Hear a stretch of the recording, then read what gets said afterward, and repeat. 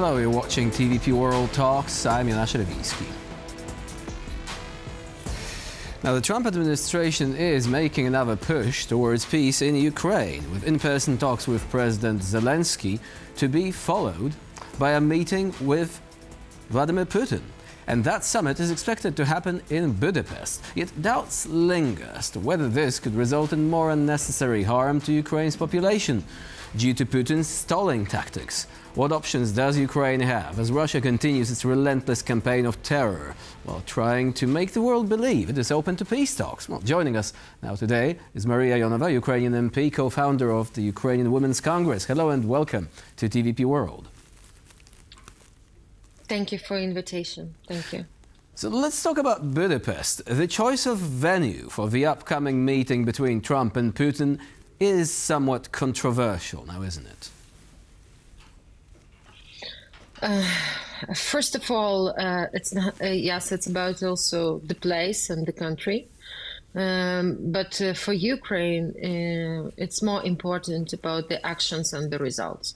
When you're asking me about the Budapest for venue of the meeting, it can be assessed from different points, because for Ukraine, it is about flashback, of the failed Budapest memorandum, unfortunately, and it's not so much, I can say, friendly policy of the Orban government toward Ukraine. But nevertheless, it's just a place. Okay, we understand why it's comfortable for Trump and why it's comfortable for Putin. And it is for all sides, of course. To fill this place for us is more important with this substance and really results. That is why I'm not looking at the concrete place for the meeting. For me, more interested to see the results and to have the capable decisions. Are you not concerned that, first of all, the European Union is getting slightly sidelined here because they are not at the table, and also the meeting is being hosted by a government which is at odds with what is happening in Brussels? I think that for Ukraine and Europe, nothing changed in our strategy. Anyway, we continue the line of more weapons for Ukraine, more sanctions on Russia, and stronger positions on the battlefield and at the negotiation table. But what is more concerning for me, what I have read from the President Trump's statements, it's what he has mentioned, that the values of property are determined by war and courage. So it means that international law and all the territorial recognition by international law, it doesn't work. So is it an invitation also for China to Taiwan? So that was a little bit frustrating because, of course, we remember the meeting in Alaska. Again, where are the results? And that is why I think that we have to be more strong on Putin, because he is playing with President Trump. He needs time, and he uses this time, of course, to occupy more territories and to kill more Ukrainian people and to crash our energy infrastructure. For yesterday's meetings, of course, we all came in with really high expectations, perhaps even too high, unfortunately. And the war is hard and demands patience, but patience and resilience are not weakness. And they are our winning strategy. And that is why all this also statements about Tomahawk, for us, it was a hope for Ukrainian nation. So I think that it's very dangerous and unfair to play with the hope. As we see, Putin's call to President Trump on the eve of our visit was not a show of strength, but of fear. Of course, he is desperate of that signal of Tomahawk, and I think that his call was a sign of weakness, not confidence. But again, we have to be very careful with all the statements of Putin, because I really hope that in 2018 we have got javelins.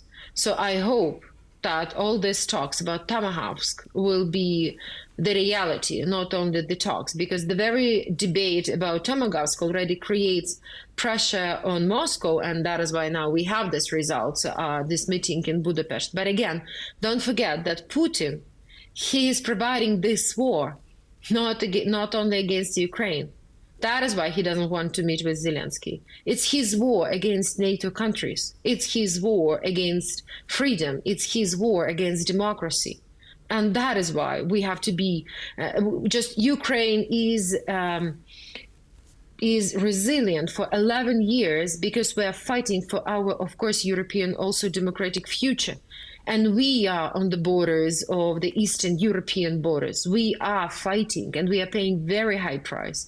And in this regard, of course, we need really finally very strong sanctions. And we need to frozen Russian assets, not to look for the excuses how not to do this. We really have to find the ways how to do this. And that's a very good point, actually. That is why. Why do you think Europe is not, using this opportunity to take the lead in this process and say, okay, we know that the United States does have its limitations. They actually need to be aware of certain consequences. However, we as the European Union have decided to confiscate the Russian assets, for example, or to provide long-range weapons to Ukraine, like the German Taurus missiles. Do you think that this is a chance that Europe perhaps is likely to miss if it doesn't act now? First, of course, the best strategy and the best formula is our transatlantic unity and to act together. But as we see, Europe should be more involved, more, and to take decision yesterday and today, not tomorrow or in a few months or in a year. While we all have these statements, meetings, because we even didn't have ceasefire. Because before the meeting, it should be ceasefire. It's a classic peace negotiation process. But we even cannot hear nothing about ceasefire, nothing about security guarantee. That is why I think that Europe also should be realistic on USA and understand that we are together have also to do more, not to wait what USA that they can deal with Putin. And that is why, yes, we have to provide the legislation or to on frozen assets of Russia Federation. We have to do this because they are an aggressor, they are a terrorist state. And what we need for Ukraine is, of course, as the same as always, more military support for the armed forces of Ukraine and really more sanctions. We're discussing 19 package. Why to discuss 19 package?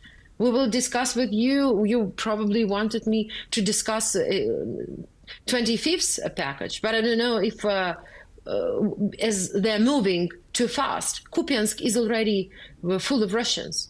Kramatorsk is danger. It's because of lack of air defense, air protection, and ammunition and military aid. It's because, again, Europe has everything in their pockets.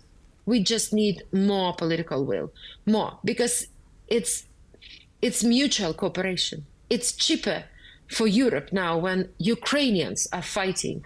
And of course, you see now all these attacks on European and NATO countries. That is why this pressure about sanctions to give more weapons to Ukraine should go into parallel with peace efforts, because the aggressor must really pay its price for the war crimes. Otherwise, Putin, play with empty meetings and summits and phone calls just to win the time again.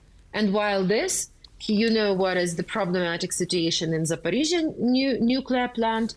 Yes, he's moving and he's crashed our energy infrastructure. It means more migration to Europe. That is why better to give us now more weapon and more air protection and to have this common also air protection shield. Then we really do not want Russians to be, believe me, on European countries' soil. And we do not want other nations to go through all these war crimes, and aggression actions from Russia Federation as Ukraine suffered already more than 11 years. Aren't you worried that when we hear about the European Union, for example, having spent more money during a specific period on actually purchasing energy resources from Russia than on helping Ukraine? That was actually calculated by independent institutions.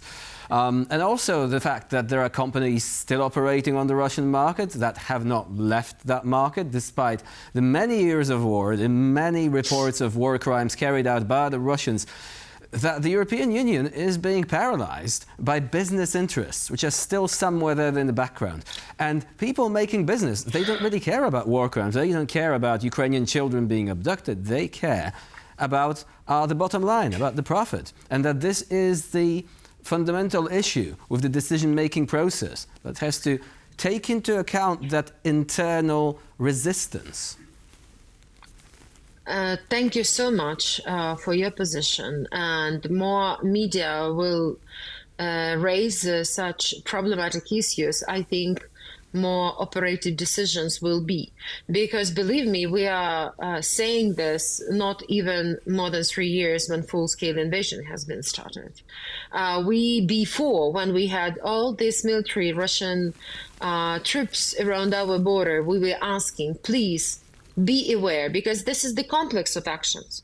It's not only about money, it's about production, it's about simplify the procedures, it's about planning, it's about the threats, it's about the challenges which we have to calculate. And again, it's really about preparing also European societies that, yes, we have to diversify gas and oil from Russia Federation. Yes, we have to be pensioned, and yes, we have to stop to trade with Russia Federation, because a lot of steel spare parts for military machine of Russia Federation, unfortunately, still are European production. And that is why, again, first of all, we have to be honest with ourselves. And not to feed Russian military machine. And now we see all these Russian drones on European territories. That is why it's also not only about Russia. We understand that it's about Iran, it's about China, it's about North Korea. That is why don't let them stay more united and strong, especially on production. And it is possible to do. And you know, and you are right that a lot of experts are saying that there are these components, there are. And again, this is the complex of actions, and it's known. It's nothing new. I mean, we are talking about. I'm always trying to ask that our European partners that we have this agenda. Just please implement and let it do. And also don't forget about informational, like propaganda weapon from Russia Federation. It's also true that they are, very playing and poisoning societies in Germany, in Luxembourg, in Belgium, in France, still. That is why do not afraid also, to close all the social media telegram of Russia Federation. It's not about freedom of speech. It's about security. We know what does mean freedom of speech. And believe me, censorship and security, it's different. That is why we really have to take care about information security and cybersecurity. It's also one of the components how Putin and Russia Federation, what do they do in EU countries also. So one quick question towards the end, because we only have about 1 minute. But do you think that for that reason, the European Union should be acting more along the lines of Moldova? Moldova was actually not afraid of delegalizing parties which are openly supporting the Russian Federation and its interests there. First of all, to answer your question, I'll try to be fast, because anyway, all these days, again, all this talks about Zelenskyy and Trump meeting, about Trump and Putin meeting. Nothing is settled until everything is settled. Anyway, we understand that a lot of things are behind the doors, and we are still far, really, from that point. And that is why a Trump-Putin meeting must not be an excuse, really, for delay of the weapons, of air protection.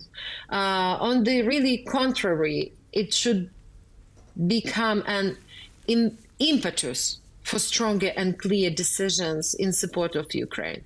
A call for action, in other words. Unfortunately, we have run out of time. Do not wait for any meetings. Better to act now, yesterday, than it will be too late. Very much so. Mariia Ionova was our guest today here on TVP World. Thank you very much for joining us. Thank you. Thank you. And I'm Jonasz. Rewiński. You're watching TVP World. Stay with us for more latest news and updates.